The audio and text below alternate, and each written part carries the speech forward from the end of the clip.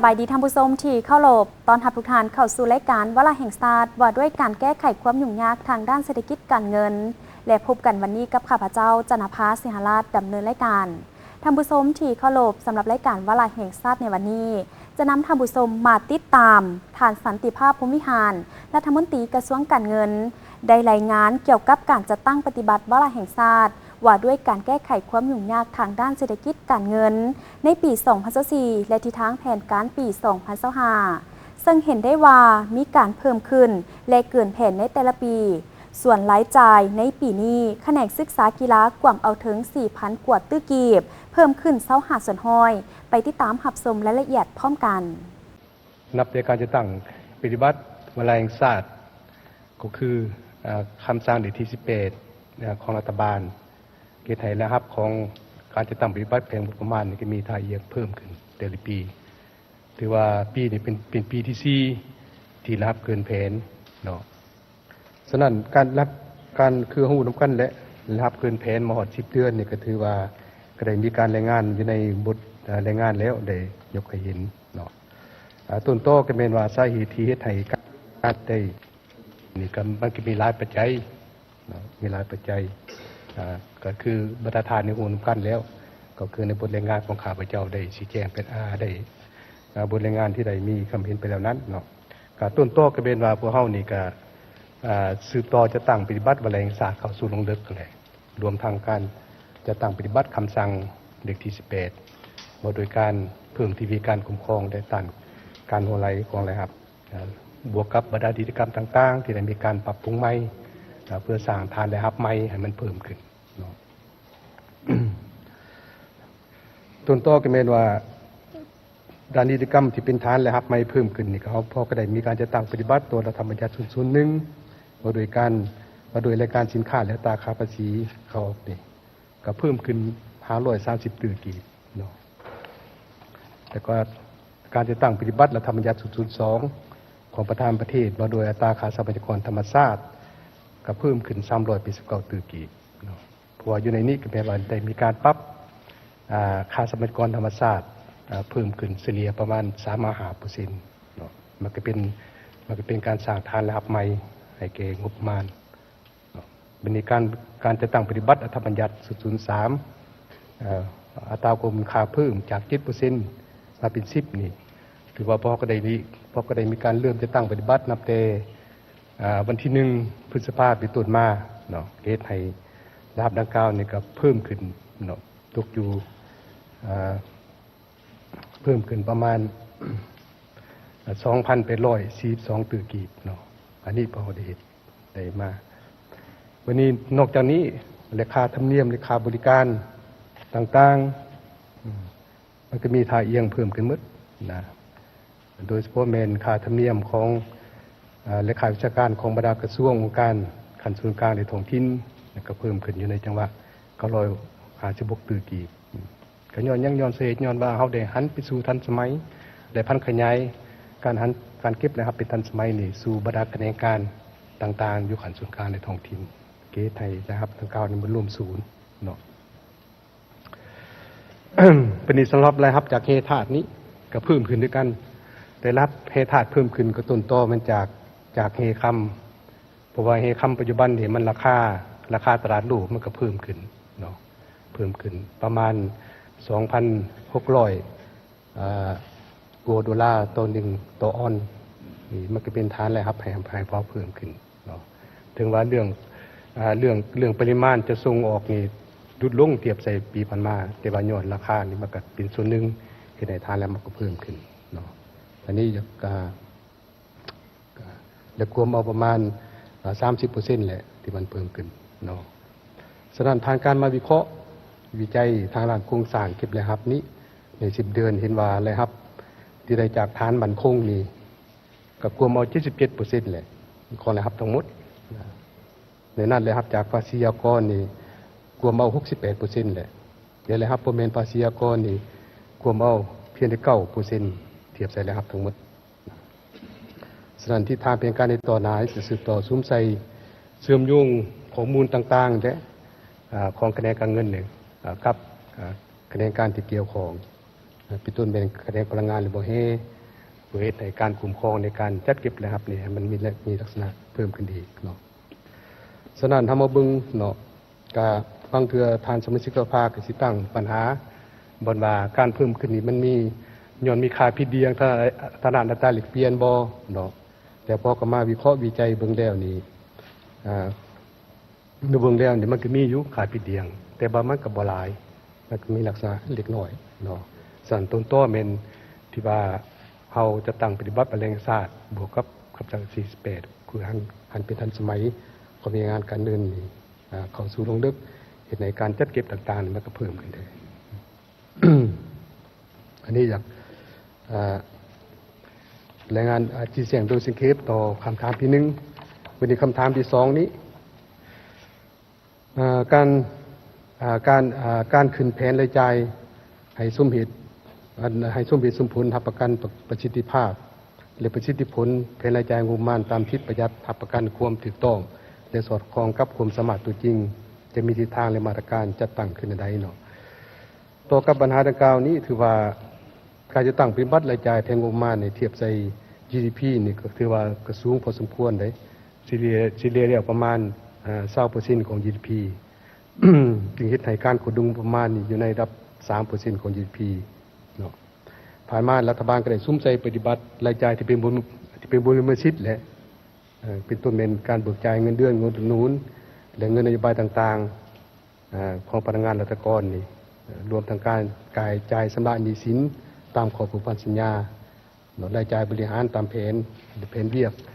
วงเงินงบประมาณแต่ว่าถึงนี้ก็ตามนี่บางรายจ่าย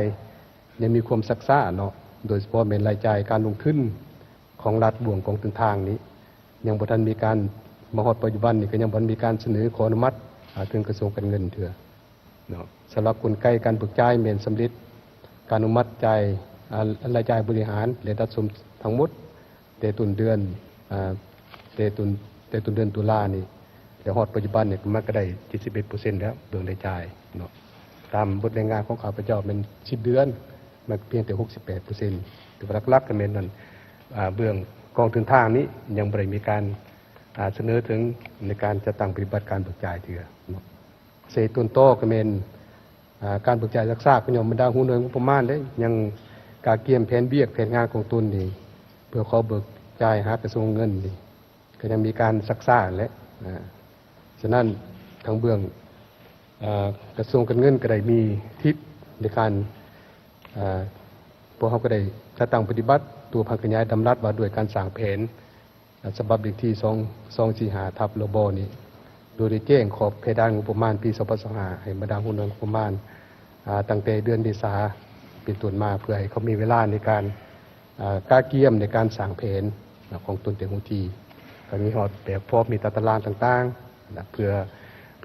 บ่อยมีการศึกษาคือแบบในระยะผ่านมานี่บางเทื่อมันสมมุติปีแต่จากผู้นำงบประมาณจังเก่งเรื่องการเบิกถอนรายจ่ายต่างๆเนาะพอได้ปรับกลไกอยู่จุดนี้ตื่นแต่ว่าถึงเดียวก็ตามเมื่อเบิ่งแล้วนี่มันก็ยังอยู่ในขันอยู่ในช่วงระยะที่อาคารพานเนาะฉะนั้นพอจะได้สืบต่อสุกอยู่เผยแพร่และฝึกอบรมให้บรรดาผู้นำงบประมาณนี่ให้เข้าใจเลือกเสื่องตื่นเพื่อจะได้ในการเบิกจ่ายเนี่ยให้มันทันกับกำหนดเวลาบ่มีการสักยาวบ่มีการศึกษาแก่ยาวอีกสำหรับโครงสร้างด้านรายจ่ายเงินบริหารนี่ก็รวมเอา 65% ของรายจ่ายทั้งหมดและนี่รายจ่ายเงินเดือนและเงินนโยบายนี่รวมเอา 35%และรายจ่ายสำหรับดอกเบี้ยภายในและต่างประเทศรวมเอา 20%ส่วนเงินบริหารและดัดสมเห็นว่ามีเพียงแต่ 12% ของรายจ่ายทั้งหมดเนื่องจากเป็นการจัดตั้งพันขยายลำนัดมาโดยการประหยัดในต่างการฟุ่มเฟือยและสวัสดิที่205นี้บวกกับความกดดันในการทดแทนต้นทุนเงินกู้ซึ่งมีความจำเป็นต้องได้เอารายรับจำนวนหนึ่งเพื่อมาทดแทนเงินกู้เพื่อลดผ่อนการกู้ยืมใหม่อันนี้ก็เป็นซึ่งที่ว่าเขาก็บ่สามารถที่จัดสรรให้บ่สามารถสนองงบประมาณ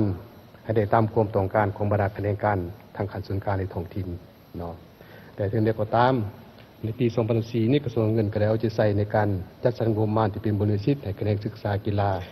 โดยได้ปรับเพิ่มเงินอุดหนุนค่าครูอาสาสมัครนี่และรวมทั้งค่าครองชีพนี่เพื่อให้เทียบเท่ากับเงินเดือนของพนักงานรัฐกรครูนี่รวมทั้งเบี้ยเลี้ยงก็เพิ่มขึ้นประมาณ 8.5% เทียบใส่ปีผ่านมานี้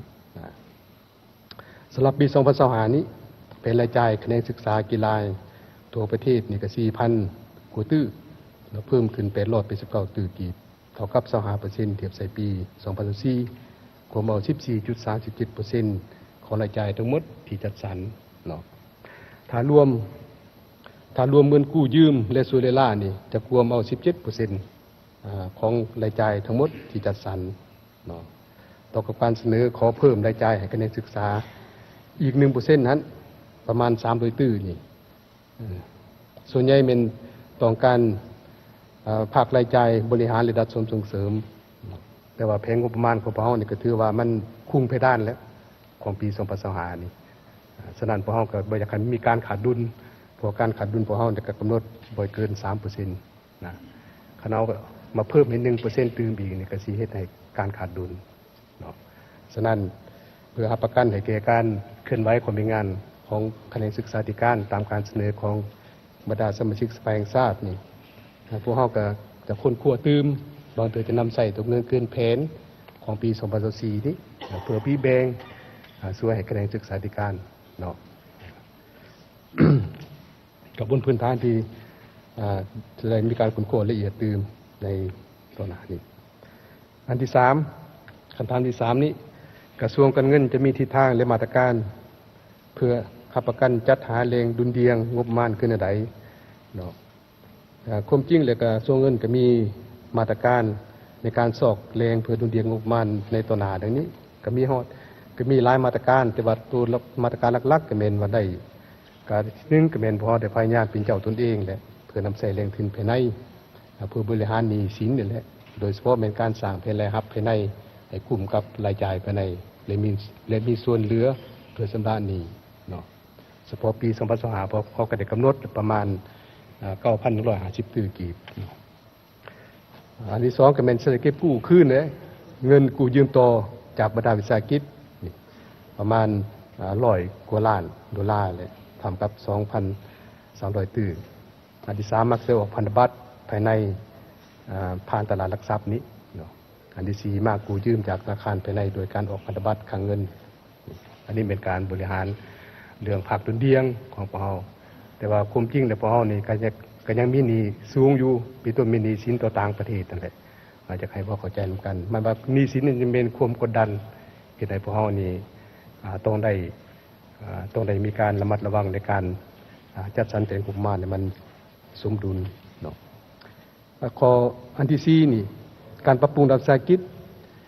จำนวน170กว่าหัวหน่วยกระทรวงเงินจะมีมาตรการในการปฏิบัติในการเป็นหัวรัฐวิสาหกิจให้มีประสิทธิผลและเป็นเจ้านำหน้าของเศรษฐกิจศาสตร์ขึ้นใดเนาะคือประธานได้ฮู้แล้วเนาะเพราะว่ามีทั้งหมดนี่ก็171หัวหน่วย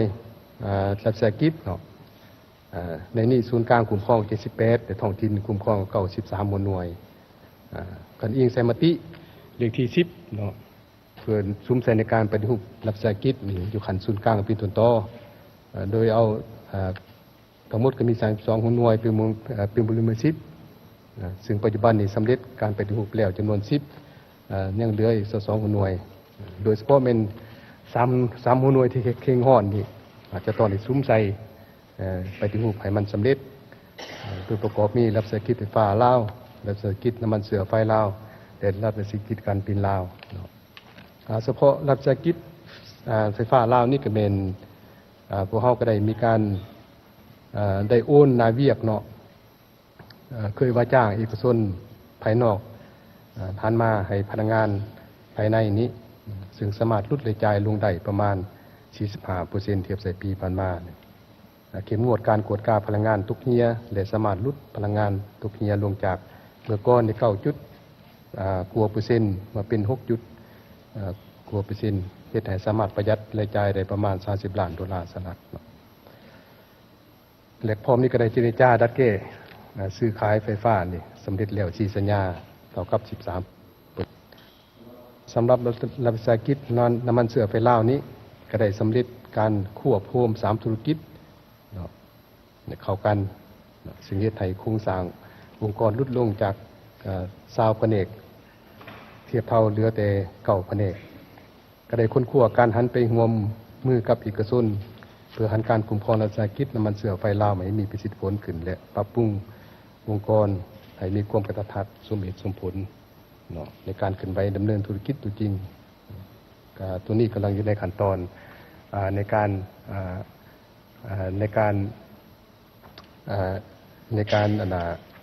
ศึกษาตึงเพื่อมันมีความชัดเจนเนาะตัวทางกับตัวบาดังกล่าวนี้ส่วนรัฐวิสาหกิจการบินลาวนี้ก็ได้ค้นคว้าการหันรวมทุนเอกชนนี่เดี๋ยวนี้พ่อก็ยังประเมินเนาะประเมินบรรดาบริษัทที่มีความสนใจและมาร่วมทุนนี่ทั้งหมดก็มี6ภาคส่วนก็โดยอิงใส่ เงื่อนไขที่กำหนดไว้ในแผนปฏิรูปเนาะก็ถือว่าพวกเราก็ได้มีการคัดเลือกเป้าหมายจากผลิตพื้นมิตรยุทธศาสตร์และเพื่อมาร่วมทุนนำกันและปัจจุบันนี้ก็เป็นอยู่ในขั้นตอนในการเซ็น MOU นำกันเนาะเพื่อให้เขากำหนดบรรดาเงินไขต่างๆเพื่อจะเข้ามาร่วมทุนกับรัฐวิสาหกิจการบินลาวนี้วันนี้ส่วนนอกจาก32หน่วยดังกล่าวคณะปฏิรูปศูนย์กลางได้ออกแจ้งการสำหรับเด็กที่71นี่ลงที่30ตุลานี้เพื่อให้กระทรวงการเทียบเท่าและบรรดาแขวงนี่ชี้นำให้รัฐวิสาหกิจที่อยู่ภายใต้การคุ้มครองของตนนี่ค้นคว้าและกำหนดทิศทางเป็นการปฏิรูปโดยใดก็ตามการปรับปรุงรัฐวิสาหกิจมันยังมีข้อยุ่งยากในสิ่งท้าทายอยู่ฉะนั้นเพื่อสืบต่อปฏิรูปรัฐวิสาหกิจให้มีประสิทธิภาพหรือประสิทธิผลนี้อันที่1คือจะสืบต่อค้นคว้าหันวิสาหกิจและลงทุนไปสู่หุบการอื่นเนาะโดยเฉพาะแม่นบนพื้นฐานผลการประเมินประสิทธิผลของรัฐวิสาหกิจลงทุนนี้และซ้อมนี้ค้นคว้าสร้างนิติกรรมเพื่อเป็นพื้นฐานในการคุ้มครองให้หัดกุมเนาะเป็นต้นแม่นระเบียบการประเมินการดำเนินธุรกิจประเมินคณะสภาบริหารและคณะอำนวยการบนพื้นฐานสร้างมาตรฐานเงื่อนไขเฉพาะบริหารผู้จะเป็นผู้บริหารจัดการนี้ต้องเป็นมืออาชีพอันนี้พอก็กำลังอยู่ในขั้นตอนในการค้นคว้าเพื่อสร้างระเบียบการตัวนี้คาดว่าการที่ให้สำเร็จระเบียบการก็อยู่ในปีสมานี้อาจจะเป็นอยู่ในงวดหนึ่งเพื่อสำเร็จเป็นพื้นฐานแต่นอกจากนี้ก็จะได้สืบต่อพัฒนาระบบทันสมัยนี่แหละให้รวมศูนย์ในการคุ้มครองเพื่อความสะดวกว่องไวในการกดการติดตามประเมินผลการเคลื่อนไหวรัฐวิสาหกิจลงทุนนี้ให้มีลักษณะดีกว่าเก่าอันนั้นเป็นบางจุดข้อที่5นี้ทางกระทรวงเงินเนี่ยจะมีมาตรการแก้ไขแนวใดในการแก้ไขการลุกลีดภาษีและการนำเข้าลดเทือนและการปฏิบัติตามรัฐแล้วด้วยทรัพย์สินที่ถูกยึดอายัดและฮิปเป็นของรัฐฉบับเลขที่280/รบนี้ความจริงเลยพอเฮานี่ก็ตัวมาตรการในการสกัดกั้นการลักลอบพอเฮาก็ได้มีการจัดตั้งปฏิบัติคือเดือนนี้เนาะในระยะผ่านมาเบื้องกระทรวงการเงินก็คือภาคส่วนเกี่ยวข้องก็ได้มีความพยายามในการแก้ไขการลักลอบมีภาษีเป็นต้นแมนลดเทือนเนาะลดนำเข้าบ่ถูกต้องนี่โดยหลายวิธีการหลายมาตรการหลายกลไกเนาะแต่ว่าในปัจจุบันนี้พวกเฮาก็นำใส่บทเรียนของสากลที่นำใส่ในปัจจุบันนี่แพร่หลายโดยเฉพาะแม่นพวกเฮาก็ได้สร้างนิติกรรมเดินมือให้บริษัทนั้นดำเนินกลไกการแจ้งล่วงหน้าก่อนสินค้าจะมาฮอดด่านนะโดยได้มีระเบียบการและซึ่งได้มีการเริ่มจะตั้งปฏิบัตินับแต่วันที่1 เดือน 10ของปีนี้และเริ่มจะตั้งปฏิบัตินะเพราะว่าอันนี้มันเป็นสอดคล้องกับมาตรฐานสากลที่ได้ปัจจุบันตัวนี้มันจะช่วยให้เฮานี่ได้มีการวิเคราะห์วิจัยก่อนการนำใส่บริหารกลุ่มเสี่ยงว่าอันใดมันมีการลักลอบพอจะสามารถสกัดกั้นได้เจ้าธรรมุสมและที่ผ่านไปนั่นก็แมนทานรัฐมนตรีกระทรวงการเงินซึ่งเพิ่นได้มีการรายงานเกี่ยวกับการจัดตั้งปฏิบัติวาระแห่งชาติว่าด้วยการแก้ไขความยุ่งยากทางด้านเศรษฐกิจการเงินซึ่งก็เห็นได้ว่ามีหลายด้านได้รับมากผลเป็นอย่างดีเฮ็ดให้เศรษฐกิจมีการขยายตัวอย่างต่อเนื่อง พร้อมเดียวกันนี้ก็ยังจะสืบต่อแก้ไขอีกหลายปัญหาที่ยังคงค้าง เพื่อเฮ็ดให้การจัดตั้งปฏิบัติวาระแห่งชาติมีผลสำเร็จตามระดับคาดหมายที่วางไว้ท่านผู้ชมที่เคารพและทางบนนี้ก็เป็นรายการวาระแห่งชาติที่พวกเราได้นำมาเสนอท่านผู้ชมที่ติดตามรับชมไปพร้อมกันขอขอบใจท่านผู้ชมที่ติดตามรับชมรายการมาฮอดนี้ข้าพเจ้าจันทภาสิหราชพร้อมด้วยทีมงานโทรภาพนักพลเมืองจันทร์ลาท่านผู้ชมไปก่อนสำหรับวันนี้สบายดี